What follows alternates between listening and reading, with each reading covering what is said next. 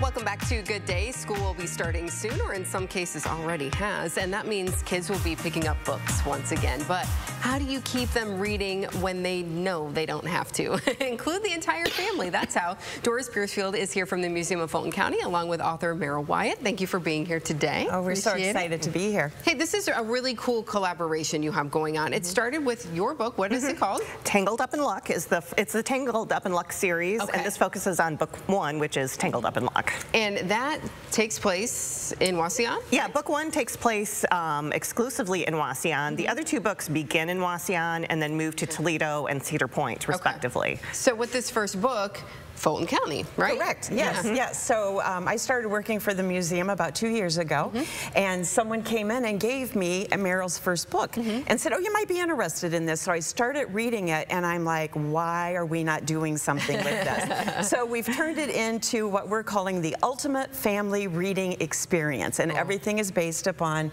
Merrill's book, Tangled Up in Luck, and the town of Wauseon. Very cool. So what is the book about? So, well, it was inspired by actual events, either in Wauseon or around Fulton County itself. And then, now it's a funny mystery, so I had to change some things because, you know, sometimes things aren't so funny in history. Right, yeah. But it's essentially about 2 girls, Sloane and Amelia, who do not like each other at all. They are 7th graders who do not get along. Amelia is, as you put it, like a theater nerd. Sloane is kind of a jock, and they just do not see eye to eye until they get stuck working on an English project together.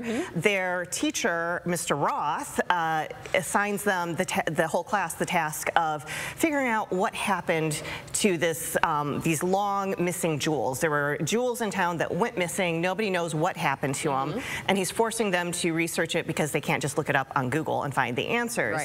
And it happened back in the 1880s, and in the process of not only figuring out what actually happened genuinely to $1 million in gems, the 2 of them discover that they have more in common than they think that they do. Great lessons to be learned there. Yes. And so it looks like we have a setup here where we've got some jewels and we've got some treasures. We do. So in the Ultimate Family Reading Experience, you receive a steamer trunk, and I did that because of part of this takes place on a train, and they get on the train in 1887. So we decided to go with an old-fashioned steamer trunk to hold everything. So you get a copy of the book, Tangled Up in Luck. Also within this box are all kinds of really neat activities that are all based upon Wauseon and things that happen in the book.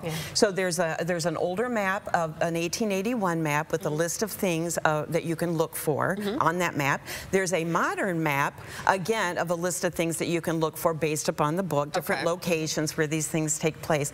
And then we have a list of latitude and longitude sites of things that happen in the book with the page number that you can put into your Google map on your phone and go to those places and actually see and stand where the characters stood on a particular place in the book, so you can see what Merrill is describing. You can actually see it for yourself.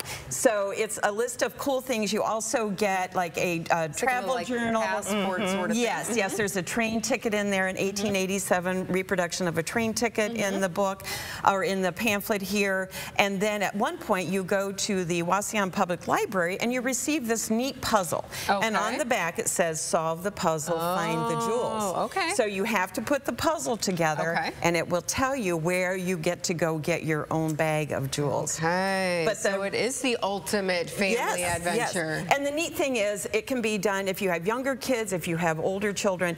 This book is so, I mean, I really enjoyed reading the book. So it's not, and I think grandparents would enjoy doing this with their grandkids, parents with their children, and everybody can be involved in it.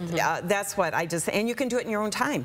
You can do it in your own time. But the ultimate is that Merrill is coming in September for a meet and greet and book signing. It's private. It's only for those who have purchased the experience. And so they will actually get to meet the author themselves. And ask me whatever questions they want to ask me. Have me, you know, if there were things that they're wondering about, then I can I'm sure there will be. You know, when you read the book is one thing, but then when you go out and you go to all these places and you see, then then you're like, okay, wait, I have more questions. This is really cool. So to be able to use the history of Fulton County along with some fun reading is really great. So how can people go about getting one of these beautiful trunks here? Right now we have them for sale at the Museum of Fulton County in the Legacy Shop. Okay. I don't have them on sale online yet because I haven't quite figured out how to ship these to people. But we are open Monday through Saturday, 10 to 4, and right now in the summer months we're open on Sundays. But you can come in, you can call, you know, we can hold one for you. If you have any questions, you know, we have a website, museumoffultoncounty.org, that's really easy to find us on there. But I do have one surprise for Merrill that she doesn't know about. So there's only one character in this book that is named after a real person. Okay. Do you know who that is? I am blanking, and I wrote the book. You wrote the book. You put on the think of a teacher. Oh, Mr. Roth. Mr. Roth. One of the characters in the book will be also at the meet and greet in September. Oh, yes, Mr. Roth, their English teacher, the one who assigns the students this. She named him after a real person. Yes, Mr. Roth was a wonderful, wonderful 6th grade teacher that I had. He was so excited when he heard about this because his mom is a volunteer at the museum.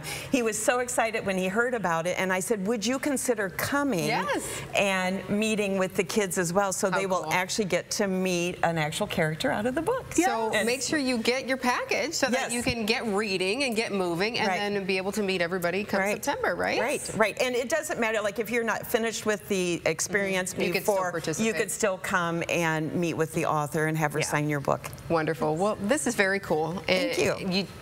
Totally unique. So thank you so much for being here today. You're welcome. Thank you for having us. Lots of people come get their own, right? Yes, please. When Toledo's most local 9 a.m. show continues, Stephen is out doing one of the things he enjoys most. Look at this, a little golfing.